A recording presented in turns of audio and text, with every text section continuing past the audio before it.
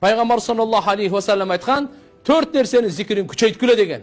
Екеуі менен Алла робыңарды разы қыласыңар. Екеуі менен сіздерді мұқтаждығыңар, сіздердің ең чоң қажетіңер байланған.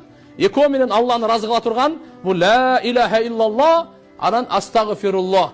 Ушыны көп айтқыла, ушы арқылы Алла Таала сіздерден разы болады. Алла Таала ла илаха иллаллах қанша жол айтсақ, Алла Таала ошончолық разы болады.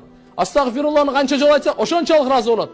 Ал эми экөө силердин кажетиңер ансыз аргаңар жок дегени бейишти сурагыла, дозоктон пана телегиле. Эң чоң кажетиңер мына ушу. Түбөлүктү бейиштен орун алуу, түбөлүктү дозоктон сактануу биздин эң чоң кажетибиз ушу. Бу дүйнөдөгү жегенибиз, ичкенибиз, уктаганыбыз, турганыбыз, бу дүйнөдөгү кажет ахиреттин алдында кажет эмес. Океандын алдындагы бир тамчынын канча даражасы болсо, канча орду болсо, ошого окшош эле. Шон үчүн иншалла өзүбүзгө дуа кылайлы, элибизге дуа кылайлы, бүткүл үммөткө дуа кылайлы.